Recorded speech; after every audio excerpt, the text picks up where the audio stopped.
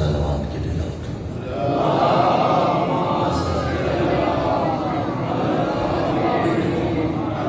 الفاتحہ۔ بسم اللہ الرحمن الرحیم۔ الحمدللہ رب العالمین الرحمن الرحیم مالک یوم الدین ایاک نعبد و ایاک نستعین اہدنا الصراط المستقیم صراط الذین انعمت علیہم غیر المغضوب علیہم ولا الضالین۔ اللہم ارزقنا زیارت الحسین علیہ السلام فی الدنیا وفی الآخرۃ شفاعۃ الحسین علیہ السلام واکتبنا مع الزوار الحسین علیہ السلام واجعلنا من الباقین فی رضا الحسین علیہ السلام واحشرنا تحت اللواء الحسین علیہ السلام وادخلنا الجنۃ من باب الحسین علیہ السلام بحق محمد وآلہ الاطہار صلوات۔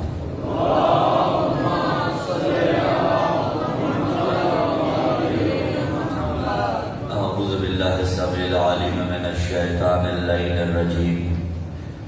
بسم اللہ الرحمن الرحیم۔ الحمدللہ الاولی فلا شیء قبلہ والآخری فلا شیء بعدہ والظاہری فلا شیء فوقہ والباطنی فلا شیء دونہ۔ الحمدللہ الذی نور قلوبنا بنور ولایت المعصومین علیہم السلام والصلاة والسلام علی حبیبنا وحبیب الہ العالمین ابی القاسم محمد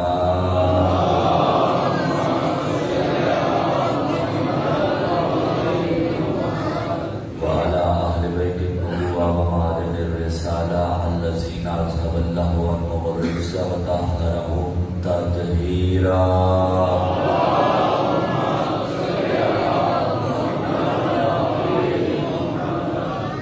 ولعنت اللہ علی جمیع اعدائہم۔ اما بعد، قال اللہ تعالی فی کتاب اللہ الناطق والقرآن الصادق والنور الساطع۔ بسم اللہ الرحمن الرحیم۔ وعد اللہ الذین آمنوا منکم وعملوا الصالحات لیستخلفنہم فی الارض کما استخلف الذین من قبلہم۔ السلام علی الحسین وعلی علی بن الحسین وعلی اولاد الحسین وعلی اصحاب الحسین برائے تعجیل شہنشاہ دورہ تعجیل ظہور حجت دورہ پرخلوص صلوات۔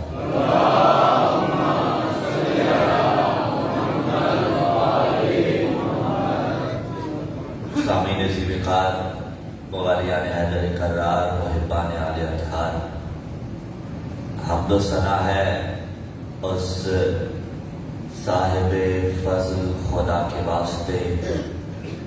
قبل از آغاز گفتگو بارگاہ لم یزل لا یزال میں شکرانہ کے چند کلمات ادا کرنا چاہتے ہیں۔ حمد و ثنا ہے اس صاحب فضل کے واسطے، تمام تعریفیں ہیں اس منعم حقیقی کے واسطے کہ جس کی نعمات کا ابر کرم جب عروج پر پہنچے تو صحاب ولایت فضائل امیر المومنین کی بارش برساتے ہیں، اور جب یہ فضائل امیر المومنین علی ابن ابی طالب کی بارش برستی ہے تو اس ولا والی بارش کے بعد بندے بھی دو قسموں میں منقسم ہو جاتے ہیں کہ جیسے حقیقی بارش کے برسنے کے بعد خوشبودار زمین کی خوشبو میں اضافہ ہوتا ہے،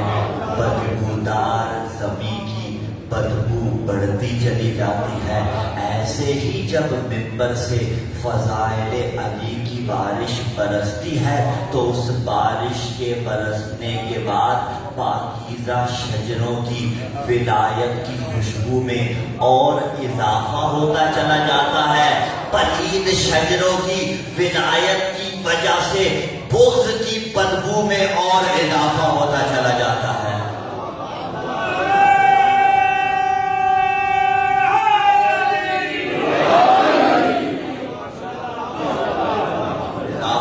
چلا جاتا ہے ولایت والے کی ولایت فقط لفاظی نہیں ہے. امیر المومنین علی ابن ابی طالب علیہ السلام نے مولا نے فیصلہ کیا تھا. مولا نے فرمایا اِنَّا امرنا صعب مستصعب لا يحتملہ الا ملک مقرب او نبی مرسل او مؤمن امتحن اللہ قلبہ للایمان. کیٹاگرائز کیا گیا اور یہاں 3 قسمیں بنا دی گئی. ایک قسم بنائی گئی نبی مرسل کی، دوسری قسم بنائی گئی ملک مقرب کی، تیسری اس بندہ مومن کی کہ جس کا اللہ نے امتحان لیا ہو اور وہ اس امتحان میں پاس ہو گیا ہو. روایت کے ترجمے کو میں نے بطور جملہ آپ تک پہنچا کے دعائیں جانی ہیں. 3 قسمیں یہاں بنائی گئی.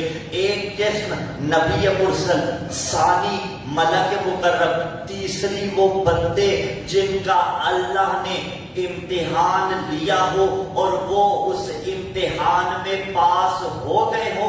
مولا فرماتے ہیں یہ 3 قسم کے لوگ ہی ہیں جو علی برداشت کر سکتے ہیں.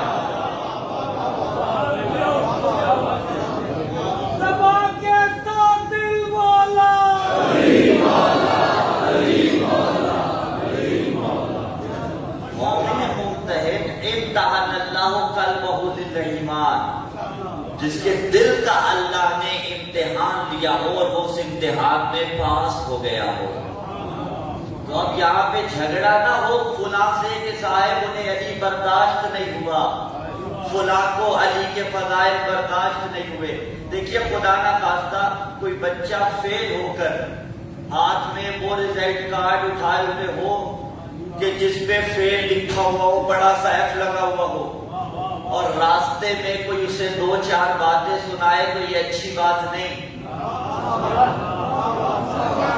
اب جن کے ہاتھوں میں امتحان میں فیل ہونے کا رزلٹ کارڈ ہے ہم ان سے کلام ہی نہیں کرنا چاہتے، اس لیے کہ اللہ نے علی کے فضائل کے ذریعے ان کا امتحان لیا تھا لیکن وہ اس امتحان میں کامیاب نہیں ہو سکے. اور جو اس امتحان میں کامیاب ہو جائے اسے علی کا فرمان بھی اچھا لگتا ہے، علی کے نام کا نعرہ بھی اچھا لگتا ہے، نام بھی اچھا لگتا ہے. یہ الفت کس واسطے ہوتی ہے؟ مسمى محبوب تو اسم بھی خوبصورت لگتا ہے. میں نے کیا تھا جو فیل ہو گیا ہو اس سے کوئی بات کرنے کی ضرورت ہی نہیں ہے. جو پاس ہی نہیں کر سکا امتحان کو، اللہ نے ملائکہ کا امتحان لیا تھا، سارے پاس کر گئے، ایک ابلیس فیل ہو گیا. سلسلہ گفتگو ہم نے متصل کیا اپنے ایمان سے، خلافت الہیہ اور معیار خلیفت اللہ. اب آدم کو بنانے کے بعد خداوند متعال نے ملائکہ سے کیا کہا تھا؟ قرآن پکارا بسم اللہ الرحمن الرحیم فَإِذَا صَفَّيْتُ وَنَفَخْتُ فِيهِ مِن رُّوحِي فَقَعُوا لَهُ سَاجِدِينَ. فَإِذَا صَفَّيْتُ جب میں اسے بنا، وَنَفَخْتُ فِيهِ اور اس میں پھونک دوں، مِن رُّوحِي اپنی روح کو. یہ پھر نسبت اپنی روح کو. منزل تفکر کی یہ ہے کہ آدم کا پتلا بن گیا، کہا اس میں جب روح پھونکوں گا تب سجدہ کرنا. سوال یہ ہے اگر چاہتا تو پتلے کو سجدہ کرا دیتا. آدم ہی کا پتلا تھا نا عزیزان گرامی قدر، بارے جہاں پتلے کو سجدہ کروا تو عجب نہیں. جواب یہ آئے کہ اگر پتلے کو سجدہ کروا لیا تو پھر قیامت تک کسی بت پرست کو بت پرستی کی دلیل مل جائے گی. میں نے پتلے کو سجدہ نہیں کروانا، پتلے کو اگر سجدہ کروا لیتا تو بت پرستوں کو دلیل مل جاتی. اور دیکھیے فقہ کے اندر اسی لیے ذی روح کا مجسمہ بنانا، مجسمہ سازی حرام ہے. یہ تصویر اتارنا، عکس اتارنا اس میں نہیں آتا، ہاں یہ سیلفی لے لینا اس میں نہیں آتا. مجسمہ سازی حرام ہے.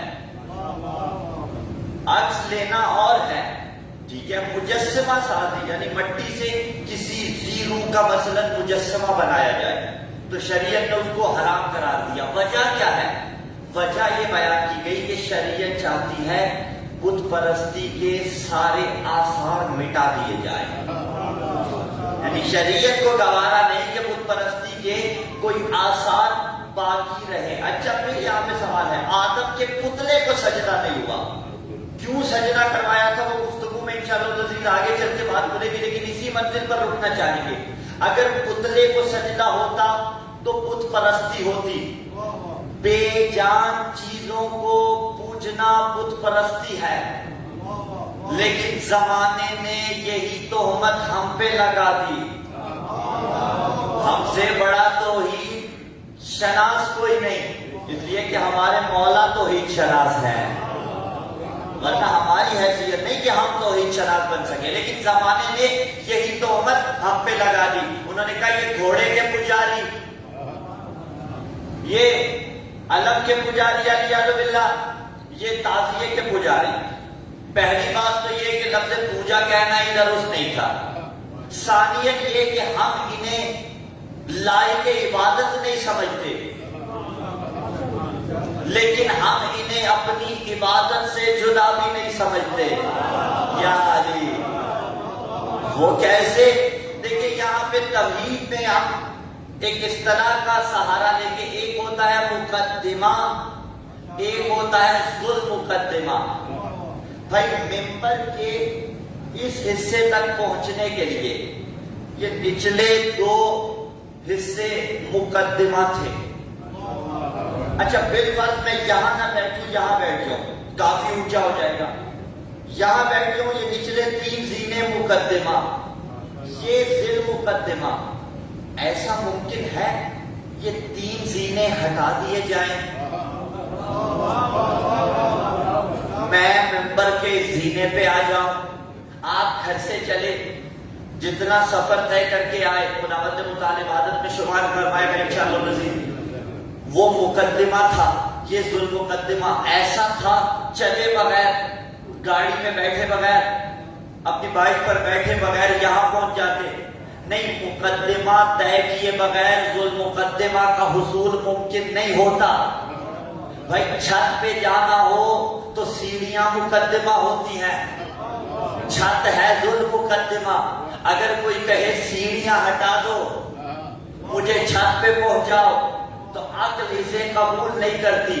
ہم نے کہا یہ علم مقدمہ ہے، یہ ذوالجلال کی شبیہ یہ مقدمہ ہے، یہ تعزیے کی شبیہ مقدمہ ہے۔ ذل مقدمہ کیا ہے؟ کربلا۔ ذل مقدمہ کیا ہے؟ حسین ابن علی۔ ہم مقدمہ نکالتے ہیں، مقدمے کی تعظیم کرتے ہیں، مقدمے کو بناتے ہیں، اسے چومتے ہیں۔ ہم نے مقدمے تک نہیں رہنا، ہم نے ذل مقدمے تک جانا ہے۔ ہم علم کے ذریعے عباس کی وفا تک پہنچتے ہیں، ہم شفیع ذوالجلال کے ذریعے کربلا تک پہنچتے ہیں، جہاں بے شمار حیوان بن گئے تھے وہاں حیوان نے وفا کی تھی۔ ہم تعزیے کی شفیع کے ذریعے کربلا تک پہنچتے ہیں۔ تو اگر کوئی کہے سیڑھیاں ہٹاؤ مجھے چھت پہ جانا ہے، میں چھت کا منکر نہیں، میں تو سیڑھیوں کا منکر ہوں۔ وہ سیڑھیوں کا منکر نہیں ہوگا، وہ چھت کا منکر ہوگا۔ جو کہے تعزیہ ہٹاؤ، علم ہٹاؤ، ذوالجلال ہٹاؤ، وہ ان کا منکر نہیں ہوگا، دراصل حسین کا منکر ہے۔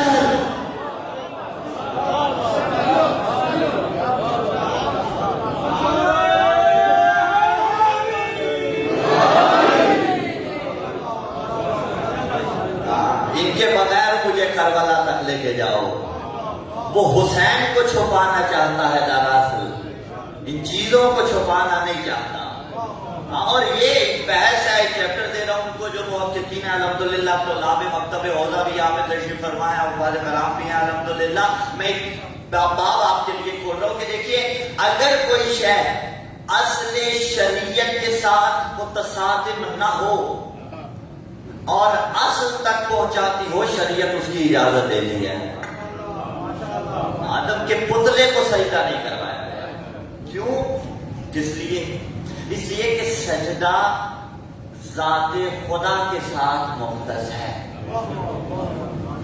اس پہ قرآن نے کہا وَأَنَّ الْمَسَاجِدَ لِلَّهِ فَلَا تَدْعُوا مَعَ اللَّهِ أَحَدًا، کہ مساجد اللہ کے لیے ہیں، فَلَا تَدْعُوا مَعَ اللَّهِ أَحَدًا، ان مساجد پر کسی غیر خدا کو نہ پکارو۔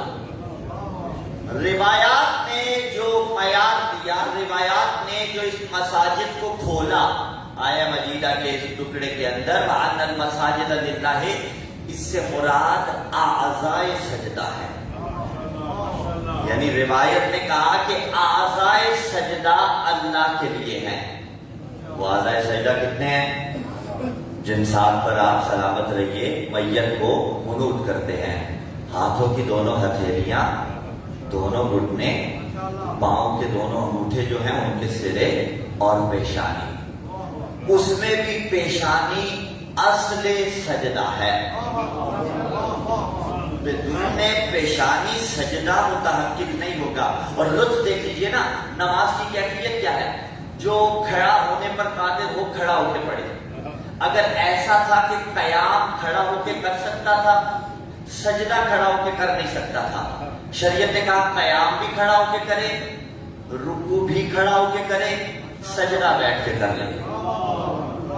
اگر کوئی خدا نہ خواستہ قیام اور رکوع میں بھی کھڑا نہیں ہو سکتا تو سٹیپ بائی سٹیپ کیا کہا کہ ٹھیک ہے جتنا بیٹھ سکتے ہو بیٹھ جاؤ۔ اچھا، اس کے بعد بھی کہا اس پر بھی قادر نہیں ہے کوئی، خدا نہ خواستہ لیٹ کے پڑھ سکتے ہو تو پڑھو، لیٹ کر بھی اگر کوئی پڑھ رہا ہے، ٹھیک ہے، یہ اعضائے سجدہ زمین پر لگانے کا حکم نہیں اس وقت۔ ایکسیپشنل کیس دیکھیے، دونوں پیروں کے انگوٹھے اس وقت نہیں، بے شک نہ لگائے، گھٹنے بے شک نہ لگائے، پیشانی اصل سجدہ ہے۔ سجدہ گاہ تک جا سکتا ہے تو جائے، نہیں تو سجدہ گاہ اٹھا کے پیشانی پہ لگائے۔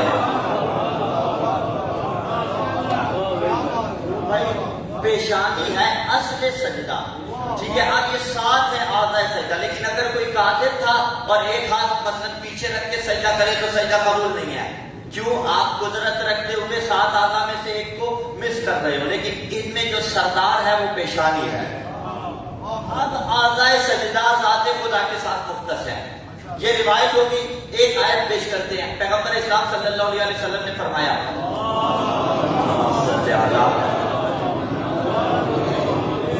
اور یہ متفق علیہ ہے، جعلت لی الارض مسجدا وطہورا، جعلت خداوند نے متعال نے قرار دیا لی الارض، میرے لیے زمین کو، مسجدا وطہورا، مسجد اور طہورا، طہورا یعنی پاک بھی ہے پاک کرتی بھی ہے۔ میں فقط جملہ کہوں گا یہاں پہ، تراب پاک بھی ہے پاک کرتی بھی ہے، ابو تراب پاک بھی ہے پاک کرتا بھی ہے۔ زمین کو جائز سجدہ قرار دیا۔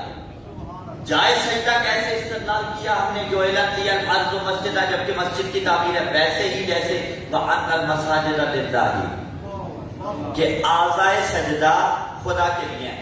اور استدلال لے لیجیے، ہے نا، ممکن ہے کوئی کہے کہ نہیں، یہ جو روایت ہے نا جعلت لی الارض مسجدا، اس سے مراد یہ ہے کہ ساری زمین کو حضور کے صلی اللہ علیہ وسلم کے لیے مسجد قرار دیا، تو پھر فقہی مسئلہ ہے، مسجد کو پاک کرنا واجب فوری ہے یا نہیں؟ ایسا ہے یا نہیں ہے؟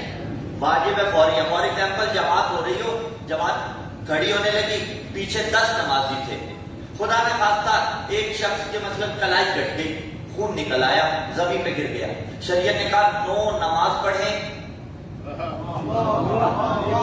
ایک پہلے مسجد کو پاک کرے پھر نماز پڑھے۔ البتہ یہ فقط اسی کے ساتھ مختص ہے، کیونکہ احکام فقہیہ میں قیاس نہیں ہوتا، جو حکم جس کے ساتھ مختص ہوتا ہے اسی کے ساتھ کیا جاتا ہے۔ واجب فوری کا یہ مطلب ہے فوری طور پر پاک کرنا ہے۔ مسجد کو نجس کرنا حرام ہے، نہیں کر سکتے۔ اگر ساری زمین مسجد ہے روایت کے اس ٹکڑے کے تحت، تو پھر زمین کو نجس کرنا حرام ہوگا۔ کیا زمین کے ایسے ٹکڑے نہیں جہاں نجاست جاتی ہے؟ تو پھر جعلت لی الارض مسجدہ سے مراد کیا ہے؟ مسجدہ سے مراد یہی ہے کہ اللہ نے میرے لیے زمین کو جائز سجدہ قرار دیا۔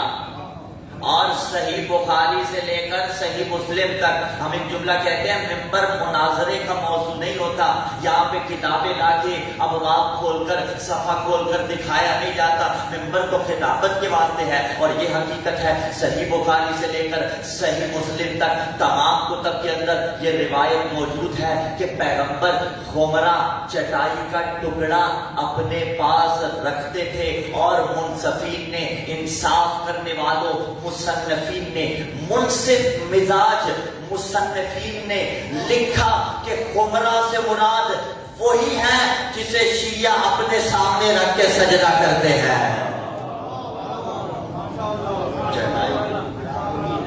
جس پر سجدہ کرتے ہیں۔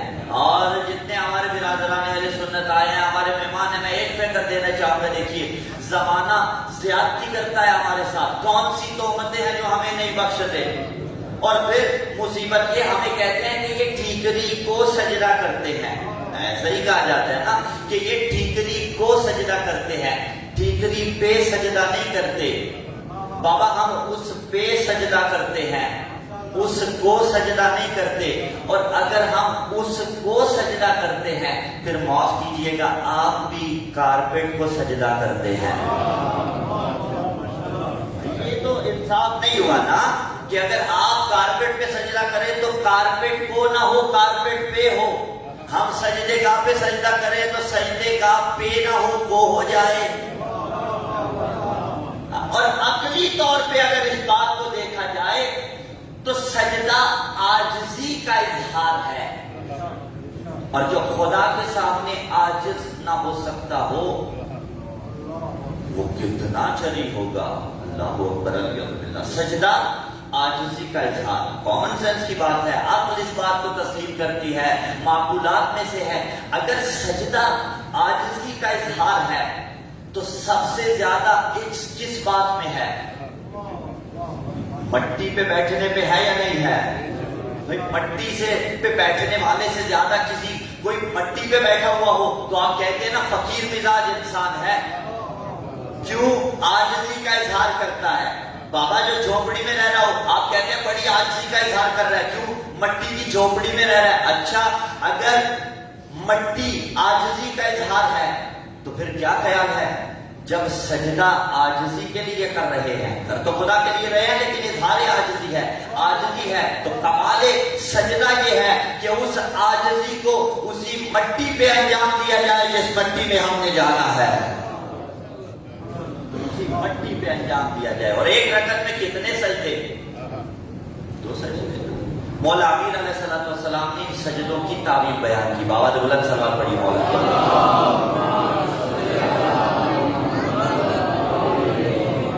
وقت ضائع تو نہیں ہو رہا نا عزیزان؟ مولا نے کیا خوبصورت تعبیر بیان کی ان سجدوں کی۔ مولا فرماتے ہیں جب تم پہلے سجدے میں سر رکھ رہے ہو، سوچو میں اس مٹی کا حصہ تھا۔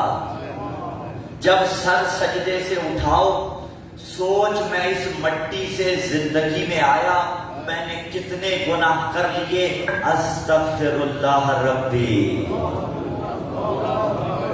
پھر سر سجدے میں رکھو، سوچو کہ میں دوبارہ اسی مٹی میں جاؤں گا، میری قبر اسی مٹی میں بنے گی۔ پھر سر سجدے سے اٹھا یہ سوچ کر کہ تو محشر کے دن اٹھایا جائے گا۔ نبی علیہ السلام کے جب سر اقدس پر ضرب لگی تو مولا نے کون سی آیت ملیکہ کی تلاوت فرمائی تھی؟ مِنْهَا خَلَقْنَكُمْ وَفِيهَا نُعِيدُكُمْ وَمِنْهَا نُخْرِجُكُمْ تَارَةً أُخْرَىٰ۔ مِنْهَا خَلَقْنَكُمْ، اسی مٹی سے خلق کیا، وَفِيهَا نُعِيدُكُمْ، اسی میں لوٹایا جائے گا، وَمِنْهَا نُخْرِجُكُمْ تَارَةً أُخْرَىٰ، اسی سے اٹھایا جائے گا۔ عزیزان گرامی قدر، اور مٹی اگر قبر حسین کی مٹی ہو،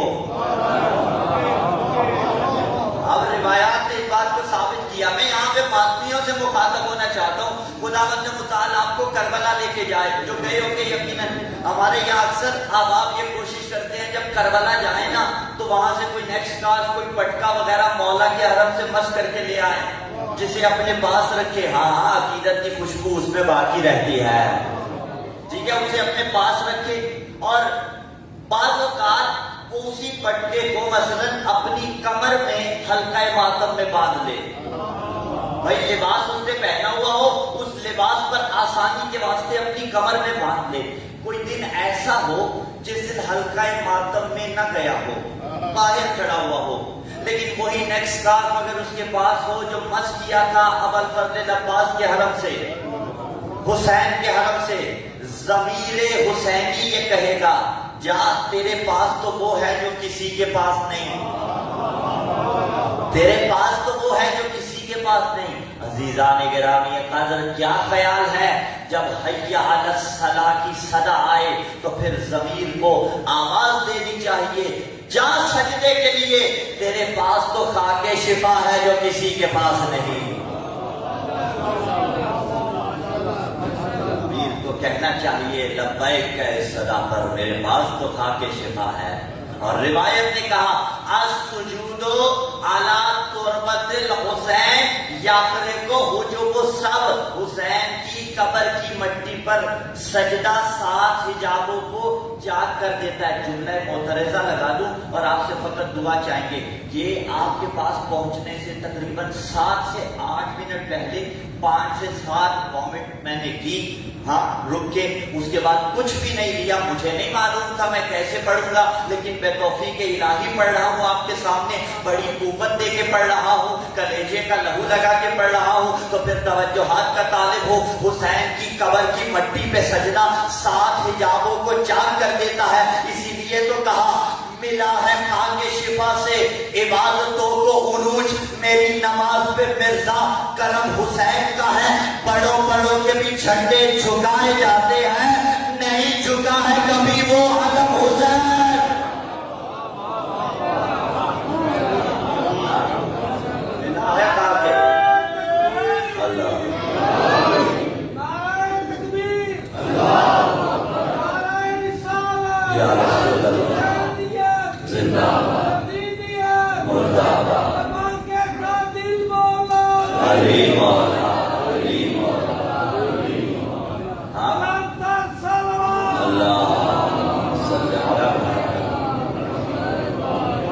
ملا ہے خاک شفا سے عبادتوں کو عروج, میری نماز پہ مرزا کرم حسین کا ہے. بڑوں بڑوں کے بھی جھنڈے جھکائے جاتے ہیں, نہیں جھکا ہے کبھی وہ علم حسین کا ہے. حسد کی آگ پہ جلنے سے تجھ کو کیا حاصل, ضمیر حسین کی تو ہو قلم حسین. ضمیر حسین کی لوہو قلم حسین کا ہے. حسین کی قبر کی مٹی پہ سجدہ 7 حجابوں کو چاک کر دیتا ہے. السجود, اگلی روایت سنیے, منتہی العبادت من بنی آدم, سجدہ انسانی عبادت کی ہے معراج. اور بندہ مومن کی معراج کیا ہے؟ آواز نہیں ہے. الصلاۃ معراج المومن, اور نماز کی معراج, آواز نہیں ہے. نماز بندہ مومن کی معراج, نماز کی معراج سجدہ. معراج وہ کر رہا تھا جو خود صاحب معراج تھا. آواز نہیں ہے. صاحب معراج نبی کی معراج کی بھی معراج تھی کہ پشت پہ آ کے بیٹھ گیا حسین ابن علی. اب مقام فکر یہ ہے, طول کیوں دیا سجدے کو؟ پہلا سوال کیا پتہ نہیں تھا؟ اگر پتہ نہیں تھا تو طول کیوں دیا؟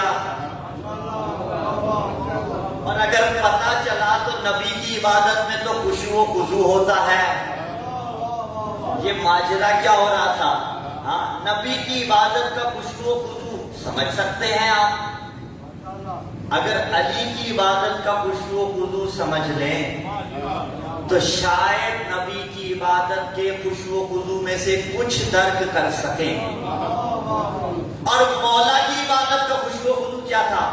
ٹانگ پہ لگا تیر کھینچتے تھے, کھینچتا نہیں تھا. لکھنے والوں نے لکھا تکلیف ہوتی تھی. میں بڑی جسارت کرتے ہوئے ادب کے ساتھ کہتا ہوں میں اس کو قبول نہیں کر پاتا, اس لیے کہ شاید بتانا چاہتے تھے علی کی عبادت کا خشوع و خضوع کیا ہے. عشق خدا میں وہ تیر علی نے کھایا تھا, قوت برداشت بھی عشق خدا میں علی کے واسطے تھی. ہاں علی کی ٹانگ پہ تیر لگا. امام حسن علیہ السلام سے پوچھا گیا, کہا میرے بابا کو مصلی عبادت پہ کھڑے ہونے دو, تیر کو کھینچ لینا. اسے ایک مقدمہ کے طور پہ ذہن میں رکھیے گا. اچھا یہ خوشو و خضوع جب عبادت نماز, علی نے خون دیکھا, لہو دیکھا, کہا یہ کیسا ہے؟ کہا مولا تیر کھینچ لیا. علی کو پتہ نہیں چلا. اچھا جس علی کی ٹانگ سے تیر کھینچا گیا تھا, اب معترضین یہاں اعتراض کرتے ہیں کہ جس کی ٹانگ سے تیر کھینچا گیا اسے پتہ نہیں چلا, اس علی نے نماز میں صدا دینے والے کی صدا کیسے سن لی؟ آپ آواز رہی ہے. اعتراض ہے یا نہیں؟ سالڈ اعتراض ہے. اعتراض میں وزن ہو تو پرکھنا چاہیے, لیکن پھر جواب قبول کرنے کا بھی حوصلہ رکھنا چاہیے. بابا سائل نے آ کے سوال کیا, روایت درست ہے. علی نے انگوٹھی عطا کی, روایت درست ہے. علی کی ٹانگ سے تیر کھینچا گیا, روایت درست ہے. لیکن معاملے کو سمجھیے گا. سائل آیا تھا, اس نے سوال کیا کون ہے جو مجھے عطا کرے؟ نہ علی نے دیکھا, نہ علی نے سنا, نہ علی نے عطا کیا. پھر اس نے سوال کیا کون ہے جو مجھے عطا کرے؟ نہ علی نے دیکھا, نہ علی نے سنا, نہ علی نے عطا کیا. اب دوسری یا تیسری بار اس نے سوال نہیں کیا, اس نے اعتراض کیا, اس نے شکایت کی. اللہ کی بارگاہ میں بار الہ گواہ رہنا, تیرے نبی کی محفل میں آیا تھا, تیرے مسجد میں آیا تھا, تیری مسجد سے خالی جا رہا ہوں. تیسری مرتبہ یا چوتھی مرتبہ اس نے سوال نہیں کیا, اعتراض کیا, شکایت کی اللہ کی بارگاہ میں. اب جب اس نے اللہ کی بارگاہ میں شکایت کی تو جو علی اللہ کی بارگاہ میں پہنچا ہوا تھا اس علی نے سن لیا.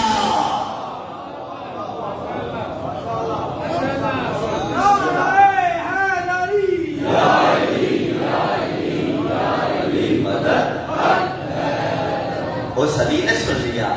ارے اگر انگوٹھی لینی ہے تو خدا کی بارگاہ میں شکایت کر رہا ہے, ہاں شکایت اللہ سے کر رہا ہے, پھر اس سے لے لے جس کا ہاتھ ید اللہ ہے.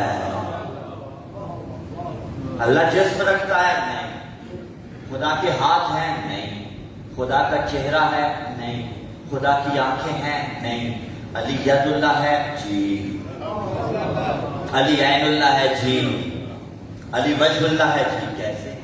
ہمارے یہاں پہلا عقیدہ باب توحید میں یہی ہے کہ اللہ جسم نہیں رکھتا, کیونکہ جو جسم رکھے وہ اعضاء کا مرکب ہوتا ہے.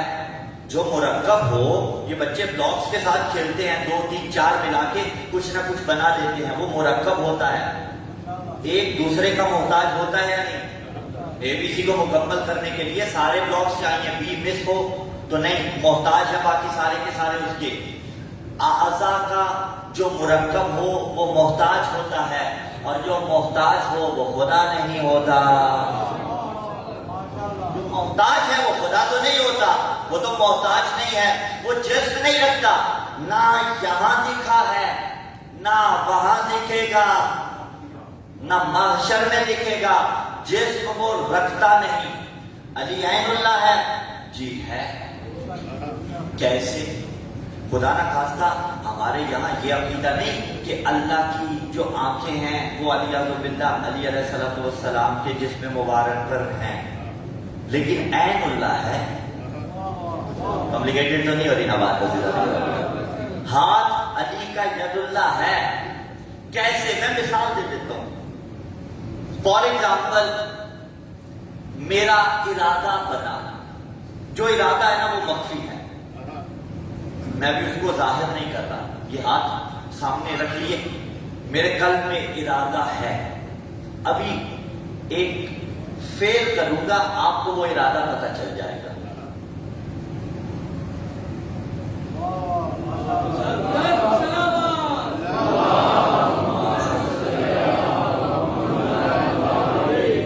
اگر ایک گھونٹ لیا, پانی کا بہانا نہیں تھا, سمجھا رہے تھے آپ کو, یقین جانیے.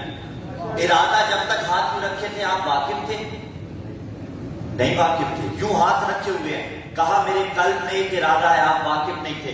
یوں ہی ہاتھ ادھر پہنچایا, ایک گھونٹ پیا, آپ ارادے سے واقف ہو گئے یا نہیں ہو گئے؟ جب تک میرا ارادہ تھا مجھے پتا تھا, آپ کو نہیں پتا تھا. یوں ہی میرا ارادہ بنا، میرے اعضاء نے حرکت کی، وہاں سے ہدایات آئیں، اعضاء نے عمل کیا، پانی کو اٹھایا، پی لیا۔ اگر میرا ارادہ ہو کہ فار ایگزامپل سب سے قریب بیٹھے ہوئے ہمارے زاہد بھائی یہ مجھے پانی پلائیں، یا پانی نہ ہو، میں ارادہ کروں یہ پلا دیں گے، جب تک اظہار نہیں کروں گا آپ سارے موالیان حیدر کرار یہ ارادہ کریں کہ صاحب آپ کو پانی پلایا جائے، جب تک اظہار نہیں کریں گے پانی نہیں ملے گا۔ اظہار کیسے ہوگا؟ اعضاء حرکت کریں گے۔ اچھا حرکت تو اعضاء نہیں کرنی تھی، مثلا آپ نے پانی اگر مجھے پلانا ہو تو آپ بھی ہاتھ سے دیں گے، میں بھی ہاتھ سے پیوں گا، میں نے ارادہ کیا، آپ کا ہاتھ حرکت کیوں نہیں کیا؟ اس لیے حرکت نہیں کی آپ کے ہاتھ نے۔ تو جواب کیا آئے گا مولانا؟ آپ کا ارادہ ہے، ہمارا ارادہ ہے۔ کوئی بشر کسی دوسرے کے ارادوں سے واقف نہیں ہوتا، کوئی تعویذ ایسا نہیں جو دوسروں کے ارادے بتا سکے۔ آپ کے اعضاء آپ کے ارادے کو جانتے ہیں، ہمارے اعضاء ہمارے ارادے کو جانتے ہیں۔ علی نے فرمایا یاد رکھو جیسے تمہارے اعضاء تمہارے ارادوں کو جانتے ہیں، ایسے علی کے اعضاء اللہ کے ارادوں کو جانتے ہیں۔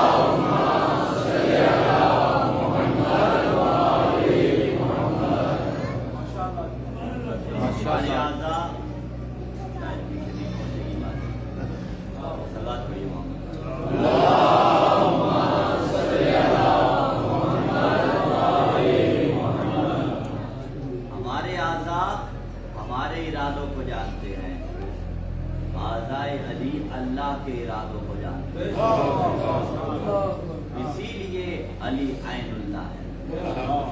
جدھر ارادہ الہی ہو علی کی آنکھ وہاں ہو، اسی لیے علی ید اللہ ہے۔ جدھر ارادہ الہی ہو علی کا ہاتھ وہیں بڑھتا ہے، اسی لیے علی وجہ اللہ ہے۔ جدھر ارادہ الہی ہو علی کا چہرہ وہیں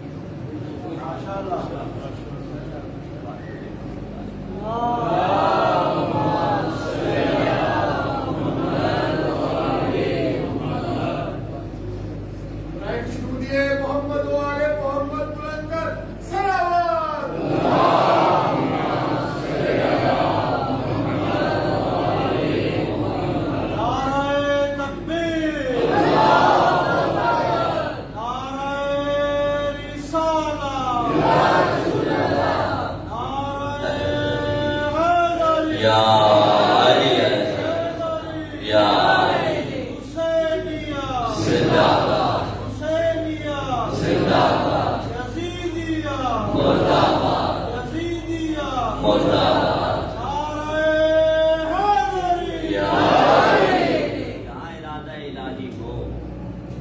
علی کا ہاتھ وہی بڑھتا ہے، علی کی آنکھیں وہی اٹھتی ہیں، علی کا چہرہ اسی طرف بڑھتا ہے ارادہ الہی کے تحت۔ اچھا اب اگر تلوار ہاتھ میں ہو اور ہاتھ حرکت کر رہا ہو تو ارادہ الہی کے تحت کرے گا یا نہیں کرے گا؟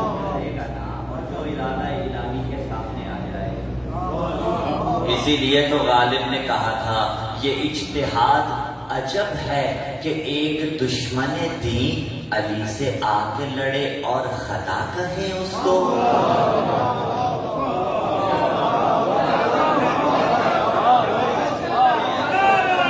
مل کے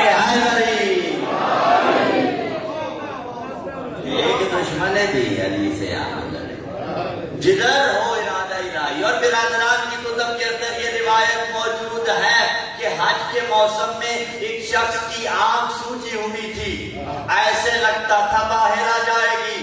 خلیفہ ثانی حضرت عمر نے دیکھ لیا، مسلمین کے خلیفہ ثانی حضرت عمر نے دیکھا اور اسے پاس بلوایا، کہا تجھے کیا ہوا؟ اس نے کہا کہ علی نے، ابوالحسن نے مجھے تھپڑ مارا ہے۔ کہا وہ آئیں گے تو ان سے پوچھ لیں گے۔ اب جو ابوالحسن آئے، کہا یا ابوالحسن مصلحت بیان فرما سکتے ہیں؟ جملے دیکھیے گا کہ آپ نے اس کو کیوں مارا ہے۔ علی نے فرمایا یہ شخص حج کے موسم میں مسلمان عورتوں کے خیموں کے اندر جھانک رہا تھا۔ اتنا جواب علی نے دیا، ایک مرتبہ حضرت عمر اس کی طرف مڑے اور مڑ کے کہا عین اللہ نے تجھے دیکھا ہے، ید اللہ نے تجھے مارا۔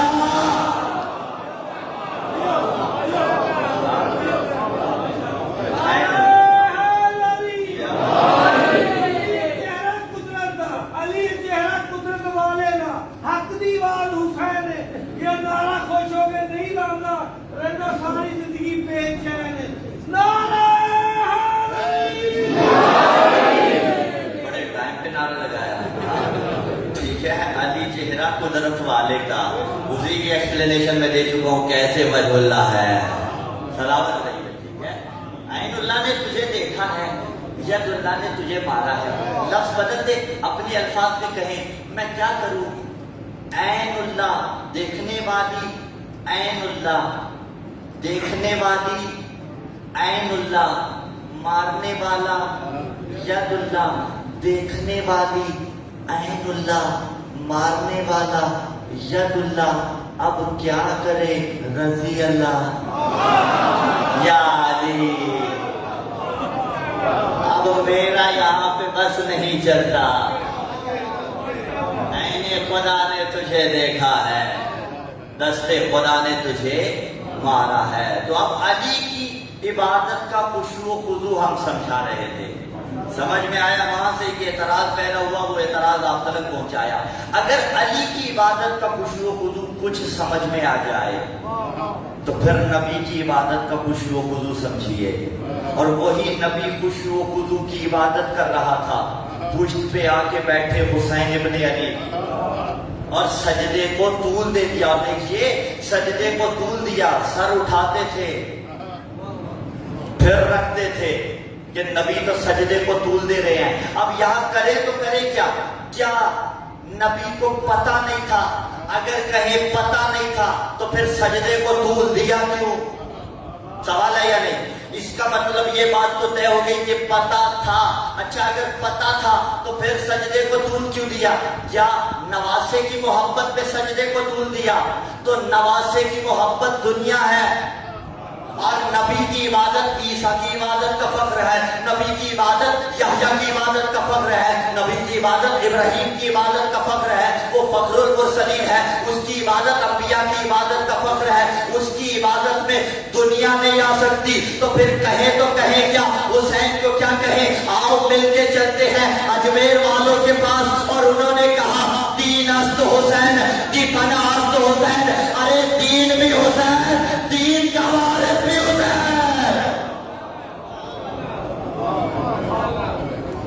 وارث دی کے لیے حسین سجدے کو طول دے رہے تھے، بتا رہے تھے کہ سجدے کو طول وارث دی کے لیے دے رہا ہے۔ اب یہاں بڑے اطمینان کے ساتھ آخری جملہ اسی پہ گفتگو آج کی رکے گی اور پھر منزل مسائل کی جانب بڑے اطمینان کے ساتھ، بڑے پیار کے ساتھ بعض میرے مخلصین یہ اشتباہ کر جاتے ہیں۔ اگر تو اشتباہ کرتے ہیں تو خدا آپ کا اشتباہ دور کرے اور اپنے اشتباہ کو بدست ادب دور کر لیجئے، اور اگر جان بوجھ کے کرتے ہیں تو پھر ہم آپ کو استدلال کی زبان میں نہیں چھوڑیں گے۔ وہ استدلال کیا ہے یا اشتباہ کیا ہے؟ وہ کہتے ہیں کہ حسین پشت نبی پہ بیٹھے، حسین آ گیا نبی کی نماز میں.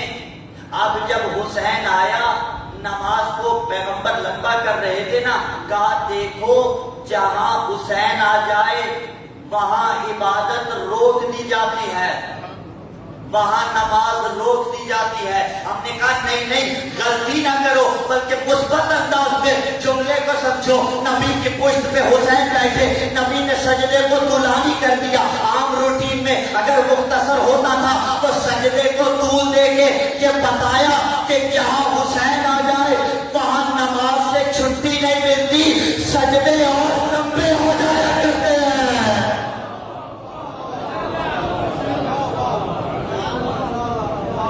سجدوں کو طول دیا جاتا ہے. اِنَّا آتَيْنَكَ الْكَوْثَرَ، ہم نے آپ کو سیدہ سلام اللہ علیہا کوثر عطا کی، سیدہ سلام اللہ علیہا عطا کی. فَصَلِّ لِرَبِّكَ وَانْحَرْ، آپ اپنے رب کی نماز بھی پڑھیں، قربانی بھی دیں، رسول کو بطول ملیں. نماز سے چھٹی نہیں ملتی. ولا و عزا کی نعمت پھر جب مل جائے نماز سے چھٹی نہیں ملتی. صلوات پڑھے محمد والے محمد.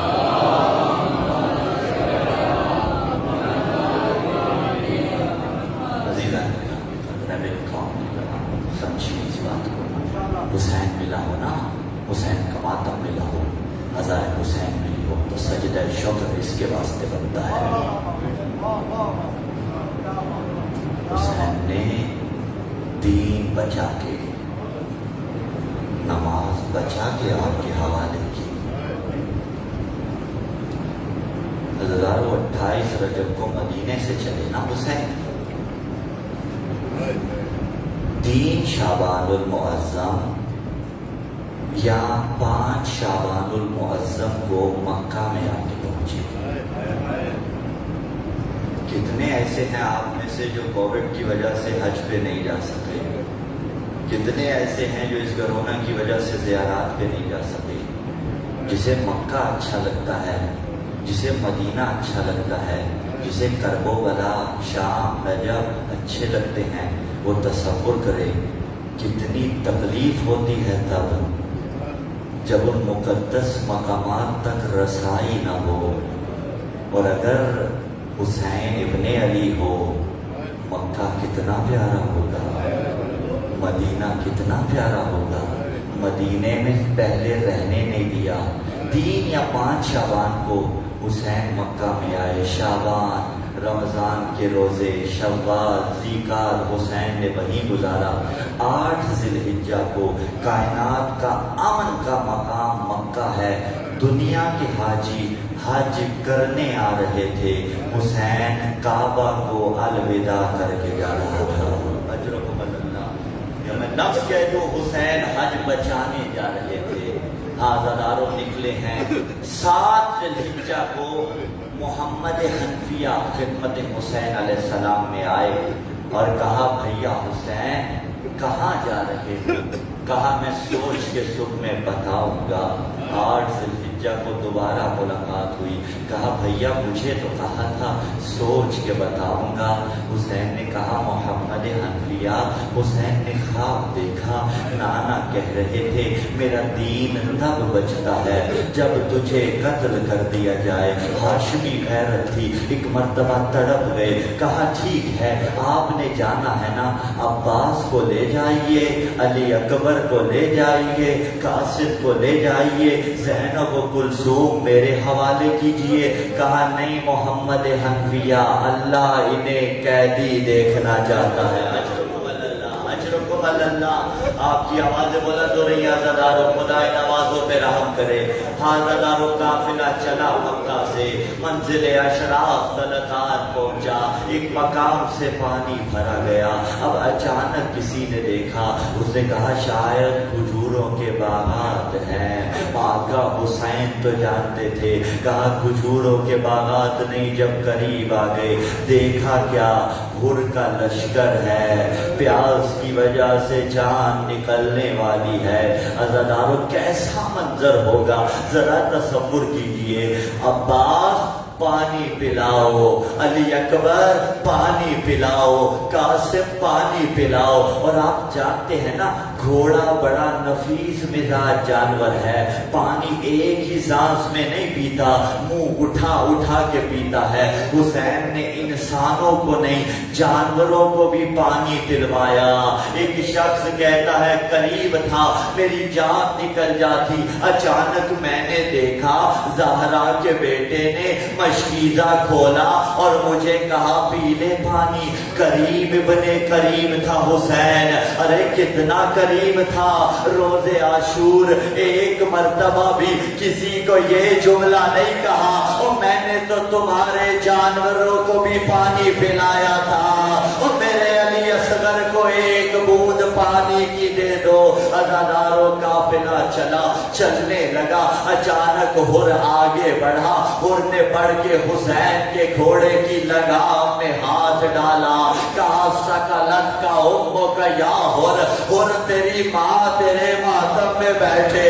حسین کے گھوڑے کی لگام تھامتا ہے، عزاداروں ہر نے کہا مولا آپ نے تو میری ماں کا نام لے لیا اور میں آپ کی ماں کا نام کیسے لوں؟ ارے عباس نے گھوڑا دوڑایا، کہا عباس بھی زندہ ہو، زہرا اجرکم اللہ، اجرکم اللہ۔ ترالو منزل مسائل میں ایک جملہ کہنا چاہتا ہوں، جانتے ہیں ہر نے بیوی کا نام نہیں لیا، اور ایک وجہ جو ہر کی شہادت کی بیان کی گئی، باقی کسی کو شہادت نہیں ملی اس لشکر سے لیکن ہر کو ملی، اس کی وجہ شاید یہ تھی ہر نے بیوی کا جو نام نہیں لیا۔